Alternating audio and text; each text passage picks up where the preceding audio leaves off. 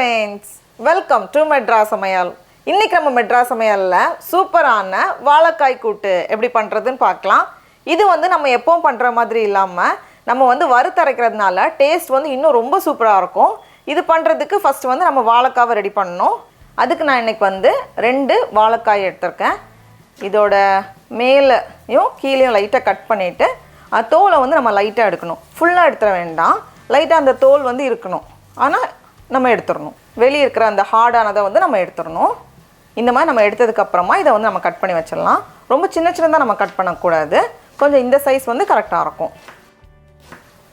இந்த மாதிரி எல்லாத்தையுமே கட் பண்ணி ரெடி பண்ணி வச்சிருக்கேன். அப்படியே பக்கத்துல ஒரு பாத்திரத்துல தண்ணி சூடு பண்ண வச்சிருந்தேன். தண்ணி சூடானதும் நம்ம வெட்டி வச்சிருக்கோம்ல வாழைக்காய் அது எல்லாத்தையும் அப்படியே உள்ள சேர்த்துடலாம். கூடவே கொஞ்சமா மஞ்சள் தூள், கடைசியா தேவையான அளவு உப்பு எல்லாத்தையும் சேர்த்துட்டு இது வந்து ஒரு 80% போல வெந்து வரணும். கிட்டத்தட்ட 5 நிமிஷம் போல ஆகும். இப்போ பார்க்குறப்போ நம்மளோட காய் வந்து கரெக்டாக வெந்து ரெடியாக இருக்குது. ரொம்ப ஃபுல்லாக குலைவாகவும் வேகலை, அதே நேரம் கரெக்டாக இருக்குது. இந்த ஸ்டேஜ் வந்ததும் நம்ம வந்து ஸ்டவ் ஆஃப் பண்ணிவிட்டு இதை வந்து ஒரு பாத்திரத்தில் வடிகட்டி வச்சுருக்கேன். இப்போ ஒரு பேனில் கொஞ்சமாக எண்ணெய் சேர்த்துக்கோங்க. 2 டீஸ்பூன் போல் எண்ணெய் சேர்த்துருக்கேன். எண்ணெய் சூடானதும் இதில் 8 போல் சின்ன வெங்காயம் அதை சேர்த்துடலாம்.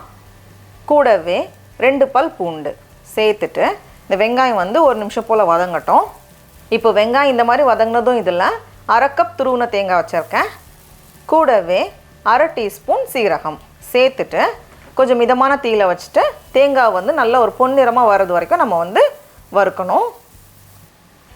இப்போ பார்த்தோம் அப்படின்னா தேங்காய் வந்து நல்ல ஒரு பொன்னிறமாக வறுபட்டு வந்திருக்கு.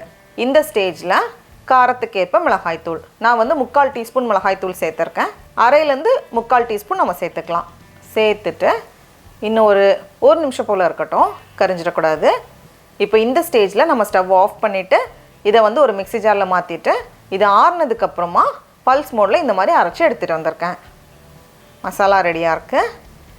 இப்போது வாழைக்காய் கூட்டு பண்ணுறதுக்கு 2 டேபிள் ஸ்பூன் போல் எண்ணெய் சேர்த்துக்கோங்க. எண்ணெய் சூடானதும் இதில் கொஞ்சமாக கடுகு உடைஞ்சதும் இதில் 1 டீஸ்பூன் உளுந்து, நான் வந்து அந்த தோலோடு இருக்கிற உளுந்து சேர்த்துருக்கேன். இது வந்து இன்னும் நல்லா வாசனையாக டேஸ்ட்டாக இருக்கும். அப்படி இல்லைன்னா தோல் இல்லாத உளுந்தும் நம்ம சேர்த்துக்கலாம். கூடவே 2 காஞ்ச மிளகாய், 1 கொத்து கருவேப்பிலை இலை எல்லாத்தையும் சேர்த்துட்டு ஒரு வாட்டி கலந்ததுக்கப்புறமா நம்ம ரெடி பண்ணி வச்சுருக்கோம்ல வாழைக்காய் அதெல்லாம் அப்படியே சேர்த்துடலாம். எல்லாத்தையுமே சேர்த்துட்டேன். கூடவே நம்ம ரெடி பண்ணி வச்சுருக்கோம்ல மசாலா அதையும் வந்து நம்ம அப்படியே அது மேலே சேர்த்துடலாம். கூடவே 1/4 டீஸ்பூன் போல் மிளகு வந்து எப்போவுமே வாழைக்காய்க்கு ரொம்ப நல்லாயிருக்கும். கடைசியாக தேவையான அளவு உப்பு. நம்ம வந்து வாழைக்காய் வேக வைக்கும்போது உப்பு சேர்த்தோம், அதனால் பார்த்து சேர்த்துக்கோங்க. சேர்த்துட்டு அப்படியே ஒரு மிதமான தீயில வச்சு நம்ம ஒரு 5 நிமிஷம் வச்சிட்டோம்னாலே நல்லா சூப்பராக வந்துடும். இப்போ நம்மளோட கூட்டு சூப்பராக ரெடியாக இருக்குது. நம்ம வந்து தேங்காயெலாம் வறுத்து சேர்க்கும்போது அதோடய வாசனையும் டேஸ்ட்டும் ரொம்ப நல்லாயிருக்கும். அப்படியே நம்ம இன்றைக்கி வந்து வாழை இலையில் நம்மளோட வாழைக்காய் கூட்டை வச்சிடலாம்.